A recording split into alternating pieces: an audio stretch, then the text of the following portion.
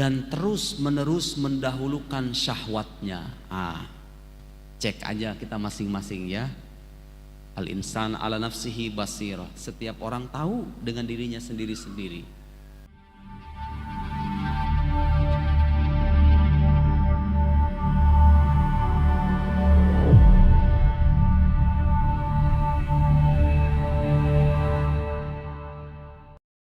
Bapak-bapak, ibu-ibu, adik-adik semuanya, malam hari ini kita malam mingguan. Kita malam mingguan, tapi yang kita bicarakan sesuatu yang bermanfaat untuk kehidupan, bukan kesia-siaan. Malam hari ini kita akan membahas tema yang agak sedikit berat, tapi sebisa mungkin akan diringankan. Saya tidak ingin mengulang pembahasan-pembahasan yang sudah saya bicarakan di berbagai forum yang bisa diakses di YouTube itu, soal bagaimana cara membuktikan keberadaan Tuhan, apakah bukti itu bisa diuji keabsahannya secara ilmiah atau tidak. Sudah banyak saya bahas, sudah banyak jejak digitalnya diakses di YouTube ya. Tapi saya ingin membahas sesuatu yang lain, tapi tidak kalah penting untuk memperkokoh keimanan kita kepada Allah Subhanahu wa ta'ala. Saudara-saudara sekalian, ada satu kenyataan hidup yang seringkali membuat orang itu ragu, bahkan meninggalkan agama. Meninggalkan agama otomatis meninggalkan kepercayaan kepada Tuhan. Kenyataan hidup yang sebetulnya dialami sama semua orang, yaitu masalah kejahatan, masalah keburukan. Kalau benar Ustadz, Tuhan itu beneran ada. Saya sekitar 2 hari yang lalu itu ada anak muda nge-DM saya. Dia orang yang dia menyebutnya naturalis. Saya tanya, Anda ateis atau bukan? Dia bilang naturalis. Ya kalau naturalis sama aja, kan ujung-ujungnya nggak percaya Tuhan juga. Naturalis itu artinya satu keyakinan bahwa yang real itu ya alam semesta ini saja gitu loh. Nggak ada sesuatu di luar alam. Ya kalau nggak ada sesuatu di luar alam fisik, berarti dia kan ateis juga pada akhirnya. Tapi yang saya tangkap dari dia, salah satu kegelisahan dan salah satu keraguannya terkait keberadaan Tuhan itu soal ini nih, soal keburukan. Itu kalau ada Tuhan, kenapa harus ada orang-orang yang terzalimi? Kenapa harus ada gempa bumi, longsor, tsunami? Dan itu kita saksikan di kota-kota negeri kita ini, di luar sana juga sama. Kenapa harus ada penjajahan sih? Kenapa harus ada orang-orang beriman sendiri yang mendapatkan penderitaan itu? Kalau Tuhan itu beneran ada, kata mereka, bisa jawab nggak?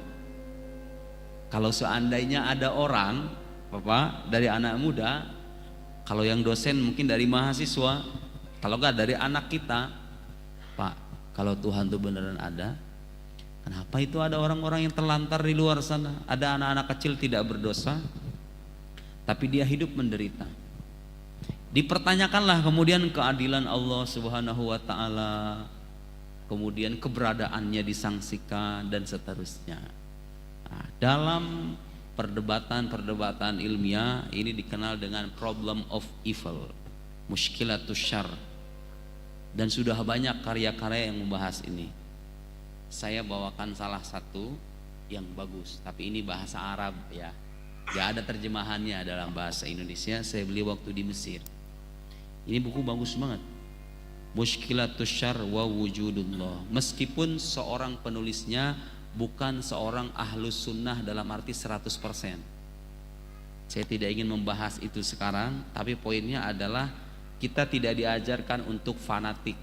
Selama ada yang manfaat dari kelompok lain. Jadi penulis buku ini termasuk salah satu orang yang apresiatif terhadap Ibn Taimiyah.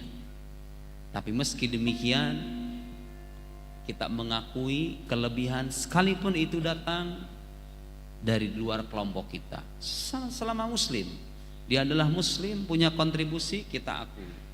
Dia mengkritik banyak sekali pendapat para sarjana, para filsuf barat. Saya tidak akan membahas satu persatu pembahasan buku ini karena saya yakin bikin pusing. Tugas saya adalah menyederhanakan ulang. Gimana tuh Pak? Menjelaskan bahwa Tuhan itu ada, tapi ada keburukan di alam semesta ini. Oke? Nah, sebelum masuk ke sana, ada satu hal yang perlu kita jadikan mukadimah terlebih dulu. Sebagai pengingat, reminder kita sebagai orang-orang beriman, ngapain Ustaz bicara masalah Tuhan itu? Dikit-dikit masalah Tuhan. Yang penting beragama, berbuat baik aja sama semua orang. Selesai. Iya Pak, Anda punya karyawan, berbuat baik, rajin, nyapu, membersihkan ruangan, tapi dia kurang ajar sama Anda. Diakui gak sebagai karyawan? Mau gak Anda menggaji orang, dia berbuat baik sih, berbuat baik, tapi dia bersikap kurang ajar kepada Anda, mau gak? Jangan Anda memandang bahwa beragama itu hanya perbuatan semata. Karena bagaimanapun di atas perbuatan ini atau di balik perbuatan ini ada sosok yang seharusnya kita jadikan tujuan utama karena dialah pencipta kita. Kalau kita kurang ajar kepada pencipta ini, amal kita sia-sia semuanya. Kan sangat logis sekali. Sangat logis sekali kalau Tuhan yang maha menciptakan alam semesta ini tidak dihormati, tidak diimani, bahkan mungkin disikapi secara kurang ajar oleh sebagian hamba-hambanya, kemudian amal kebaikan hamba-hambanya ini sia-sia dan musnah. Sangat wajar saja, karena kekurang ajaran kepada pencipta ini adalah dosa yang tidak kalah besar. Yang harus diingat itu, bisa saja orang berbuat baik, orang berbuat kearifan, tapi karena tidak adanya keimanan atau adanya pengingkaran kepada Tuhan, maka amalan itu menjadi sia-sia saja. Karena itu penting bagi kita untuk memperkokoh keimanan.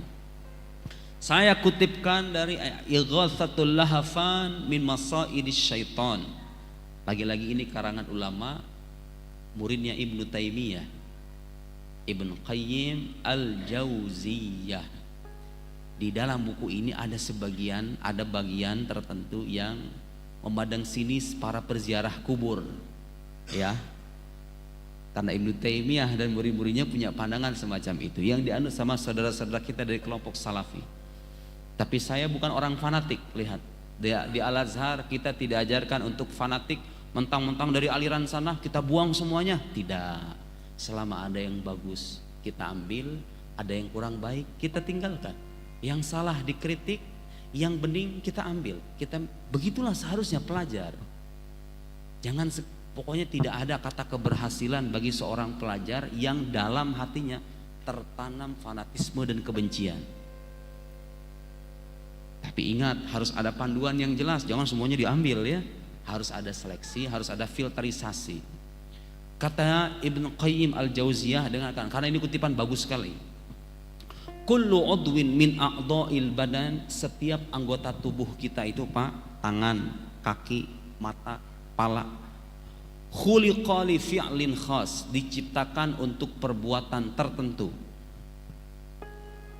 Bihi kamaluhu, dengan itulah anggota tubuh itu mencapai kesempurnaannya. Fi husuli dzalikal fi'li minhu. Jadi tangan Allah ciptakan agar kita bergerak, kemudian bisa berkreativitas, bekerja dan seterusnya. Mata Allah ciptakan supaya kita punya penglihatan, memandang hal-hal yang positif, berjalan dalam kehidupan ini secara normal, begitu dan seterusnya. Setiap anggota tubuh itu katanya ada fungsinya dan ada tujuannya. Wa maraduhu, tapi juga ada penyakitnya. Penyakitnya itu apa? Penyakit setiap anggota tubuh itu. Nah, kata beliau, wa maraduhu ayyata'adzzaru 'alaihil fi'lu alladzi khuliqa lahu. Penyakitnya adalah manakala dia nggak bisa melakukan perbuatan yang untuknya itulah dia diciptakan. Di tangan kita diciptakan supaya untuk mengambil, untuk menggerak, untuk bergerak begitu ya. Manakala dia lumpuh, berarti itu penyakit, ya kan? Mata kita itu diciptakan untuk memandang. Manakala pandangan itu hilang, mata kita nggak bisa ngelihat lagi, berarti mata kita itu mengalami sakit. Begitu ya. Kaki pincang berarti mengalami sakit. Karena tujuan kaki itu adalah berjalan. Manakala kaki nggak bisa berjalan, berarti penyakit sudah menghampirinya. Bisa dipahami? Famaradul yad, penyakit tangan itu ayat ta'adzara alaihal batsh. Gak bisa mukul, gak bisa gerak, gak bisa mukul, diem aja begini, sakit tangannya. Wa maradul ain, penyakit mata ayat ta'adzara alaihin nazar, gak bisa ngelihat lagi, matanya sakit. Wa ru'ya, gak bisa melihat. Wa maradul lisan, penyakit lisan ayat ta'adzara alaihin nutq. Nutq yakni bicara, gak bisa bicara, bisu, sakit lisannya. Wa maradul badan, penyakit badan ayat ta'adzara alaihi harakatuhu tabi'iyah, gak bisa bergerak normal. Penyakit badan gak bisa gerak, orang terbaring di atas ranjang di rumah sakit itu begitu, gak bisa badannya bergerak normal. Nah, yang ingin kita garis bawahi yang terakhir ini. Terus kalau hati gimana sakitnya? Kalau tangan kan gak bisa gerak, kaki gak bisa jalan, mata gak bisa mandang, sakitnya kan begitu. Kalau hati sakitnya apa? Ciri kalau hati kita sudah sakit itu cirinya apa? Nah ini, karena bagaimanapun Pak, beragama itu seperti yang sering saya bilang, tidak hanya sebatas ritual, tapi juga melibatkan sisi spiritual. Kalau ininya cacat, sholat itu gak ada rasanya lagi, zikir itu gak ada rasanya lagi, hampa rasanya beragama tanpa melibatkan ini itu. Terus bagaimana untuk mengetahui hati kita sakit atau enggak? Wa maradul qalb, penyakit hati, tanda kalau hati sakit ayat ta'adzara alaihi ma khuliqalahu minal ma'rifati billah wa muhabbatih wa syauq ila liqa'ih wal inabati ilaih wa ithari dzalika ala kulli syahwatih. Ciri perasaan atau hati yang sakit itu sudah tidak lagi ada dorongan untuk mengenal Allah, mencintainya, merindukan pertemuan dengannya, kembali kepadanya, dan terus menerus mendahulukan syahwatnya. Cek aja kita masing-masing ya. Al-insan ala nafsihi basir. Setiap orang tahu dengan dirinya sendiri-sendiri. Bapak, ibu, adik-adik lebih tahu kita kira-kira hati kita udah sakit atau belum. Ya kalau masih ingat sholat maghrib berjamaah, insya Allah sih enggak ya. Tapi kan ada Pak, orang-orang di luar sana udah enggak ingat lagi tuh sama masjid itu. Ingatnya proyek doang, ingatnya perusahaan, bisnis dengan segala tetek bengeknya itu. Kemudian lupa, apa hubungannya gue dengan Tuhan? Kerja ya kerja aja, Tuhan ya Tuhan. Ada Pak orang-orang semacam itu. Itu ciri orang sudah mati hatinya. Hatinya mengalami penyakit, hatinya sudah kronis. Kalau sudah tidak ada dorongan mengenal Allah Subhanahu wa taala, tidak ada dorongan untuk belajar mencintainya dan mendekatkan diri kepadanya, kata Imam Ibn Qayyim, itu ciri hati yang sakit. Falau arafal abdu kulla syai'. Nih dengerin.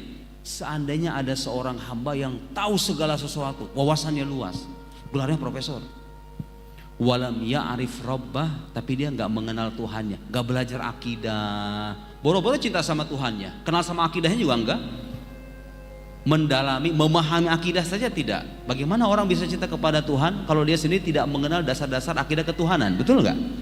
Nah, kalau seandainya orang mencapai kenikmatan duniawi pada puncaknya, pengetahuannya juga luas, tapi dia nggak mengenal Tuhannya, faka'annahu lam ya'rif syai'an, dia itu nggak tahu apa-apa, bodoh. Itu orang bodoh kata Ibnu Qayyim. Orang yang mendahulukan kepentingan duniawi tapi lupa dengan Tuhannya, ya karena kelak dia akan ketemu sama Tuhannya. Semua yang dia cari dari dunia itu semuanya akan lenyap, dia akan kembali kepada Tuhannya, itu dilupain, kan bodoh. Gitu kira-kira. Itu senafas dengan ungkapan Imam Ibn Athaillah As-Sakandari. Nah, kalau yang satu ini ulama sufi beneran ya. Imam Ibn Athaillah As-Sakandari, madza wajada man faqadak wa malladzi faqada mau wajadak. Ya Allah ya Karim. Apa yang didapatkan oleh orang yang sudah kehilanganmu wahai Allah. Jadi orang kalau sudah mendapatkan apa saja, itu apa sih artinya kalau dia kehilangan Tuhannya, kira-kira begitu. Wa malladzi faqada mawajadak. Dan apa yang hilang dari seseorang kalau seseorang sudah dekat dengan Tuhannya. Ya, saya hilang harta, ya harta kan sebentar doang. Nanti akan selesai itu hidup, kita kembali kepada Tuhan, itu yang akan kita dapat balasan yang abadi sana. Kalau kita sudah dekat dengan Gusti Allah, kita nggak kehilangan apa-apa pada hakikatnya. Tapi kalau Anda jauh dari Gusti Allah, justru kita sudah kehilangan semua dalam hidup kita yang paling berharga. Orang beriman perlu punya pandang begini supaya jangan dibalik cara pandangnya. Dunia dikejar habis-habisan, yang sudah pasti akan ditemui malah ditinggalkan. Itu bodoh. Lam ya'rif syai'an. Gak tahu apa-apa itu orang. Itu bodoh itu orang kayak begitu. Walau nala kulla haddin min hududid dunya waladzatiha wa syahawatiha. Seandainya dia mendapatkan semua kegemerlapan duniawi begitu ya, wasyahawatiha walam yadhfar bimahabbatillah, tapi dia tidak mendapatkan rasa cinta kepada Allah, wasyauq ilaihi, rindu kepadanya. Merasa nggak Pak rindu kepada Tuhan? Pernah nggak di satu masa kita berdiam diri jauh dari keramaian, sholat 2 rakaat, lalu teringat dengan sabda Allah, firman Allah Subhanahu wa taala, man ahabba liqa Allah ahabba liqa'ah. Siapa yang ingin berjumpa dengan Allah, rindu dengan perjumpaan kepada Allah, Allah rindu kepadanya. Pernah nggak kita punya perasaan menetes air mata di tengah kesendirian dan kesunyian, mengingat Allah Subhanahu wa taala? Dan caranya itu gampang Pak. Pengen punya perasaan begitu, harus sering-sering mengingat nikmat Gusti Allah Subhanahu wa taala. Harus sering-sering mengingat nikmatnya. Masalah kita adalah kita sering lupa dengan nikmat itu gara-gara dalam hidup melihat orang yang kenikmatannya jauh di atas kita. Jadinya kita merasa kurang. Saya tidak punya mobil, tidak punya motor, tapi saya melihat orang-orang yang punya penghasilan terbatas dan gak bisa. Jangankan beli mobil, beli motor, untuk rumah saja mereka masih kesusahan. Saya alhamdulillah rumah udah gak mikirin lagi, tuh kan? Bersyukurlah pada akhirnya. Lihat, semakin hati itu terus menerus mengingat, semakin pikiran kita terarah ke sana, muncul perasaan ingin berterima kasih. Bapak, kalau seandainya ada orang, nih analogi sederhana, ada orang gak dikenal, tiap hari mendatangkan nikmat, mendatangkan makanan deh, makanan setiap hari ke rumah kita, tapi dia gak mau dikenal. Tiap pagi jam 7 tuh rutin di depan rumah kita ada makanan, sekali ayam, besoknya daging. Nih mahasiswa nih, di kos-kosan kebayang gak? Tiap hari nemu, terus ada tulisan, ini dari kami, mohon diterima ya. Tapi dia nggak mau dikenal. Tiap hari ngasih makanan, ngasih buah-buahan, ngasih amplop. Ini buat uang bulanannya ya, 5 juta. Sama makanannya, tiap hari nggak pernah absen. Pengen nggak? Ada nggak perasaan dalam diri, kalau saya ketemu sama orang ini, saya ingin berterima kasih? Pernah nggak? Punya nggak perasaan kayak begitu? Pasti kan? Kita ini tiap hari dikasih nikmat sama Allah. Ada nggak rasa dalam diri kita suatu saat nanti kalau kita berjumpa kita ingin berterima kasih? Hayati perasaan semacam itu supaya ada rasa kerinduan dalam diri kita kepada Tuhan kita sendiri. Itu kalau seandainya kita mengalami kejadian kayak gitu di dunia, kita nggak pernah mengenal orang, tiba-tiba ada orang tiap hari ngirimin makanan, ngirimin uang, ngirimin ini, ngirimin itu, mencukupi kehidupan kita, cuma dia nggak mau dikenal. Pasti ada perasaan, kalau saya ketemu sama orang ini saya akan berterima kasih, betul kan? Kenapa kita berterima kasih? Karena kita merasakan betul, ini orang kok baik sekali. Allah jauh lebih baik ketimbang orang itu Pak.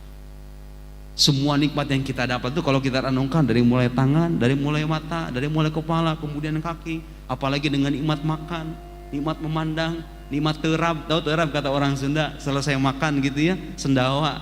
Nikmat semacam itu kadang-kadang kita lupakan, makanya kita nggak ada perasaan tuh rindu sama Gusti Allah. Coba kalau seandainya nggak ada perasaan kayak begitu, itu ciri hati kita bermasalah, hati kita sakit. Bal idza kanal, ini yang menarik ya. Bal idza kanal qalbu khalian an dzalik adatil kal hudud wal ladzat adzaban lahu wala budda. Kalau seandainya hati itu kosong dari mengenal Allah, mengingat, ingin dekat dengannya, kalau kosong dari semua itu, nikmat-nikmat duniawi itu yang ada menjadi azab, Pak. Menjadi azab bagi yang bersangkutan. Dan itu terbukti. Banyak orang gak merasa dirinya diazab sama Allah, dia mengiranya dengan perusahaan maju, kemudian penghasilan meningkat, dia mengira dia mendapatkan nikmat padahal dia sedang diazab. Kok bisa begitu? Ya, dengan orang jauh dari Tuhannya, hatinya mati, hatinya kemudian terbutakan oleh dunia, dia diazab karena pada akhirnya, Pak, itu orang semacam itu akan diperbudak oleh dunia itu sendiri. Betul gak? Dia menjadi orang yang sengsara secara batin pada akhirnya. Jadi dunia itu, duit itu jadi gak bernilai gara-gara kosong dari keinginan mendekatkan diri kepada pemilik dunia itu sendiri. Jadi banyak orang di luar sana secara kegemerlapan duniawi, Masya Allah, tapi hakikatnya dia sedang diazab karena hatinya kering, batinnya rusak, gara-gara gak punya rasa kedekatan itu kepada Tuhannya, gak punya rasa dan dorongan ingin mendekatkan diri kepada Tuhannya. Menjadi azab itu nikmat itu, sesuatu yang terlihat nikmat itu menjadi azab gara-gara gak ada kedekatan atau upaya untuk mendekatkan diri kepada yang menciptakan dunia itu sendiri. Apa poinnya, Bapak Ibu sekalian? Kita membahas sesuatu yang sangat bermanfaat bagi hidup. Kalau seandainya kita lupa nih bahwa yang beginian ini penting, kalau seandainya kita nggak sadar bahwa membahas hal yang berkaitan dengan Gusti Allah itu penting, tandanya hati kita sakit, hati kita cacat. Kalau dibiarkan bisa mati. Kalau hati orang sudah mati, persis akhlaknya akan seperti binatang, betul kan? Dan banyak orang kayak begitu. Nauzubillah, summa nauzubillah.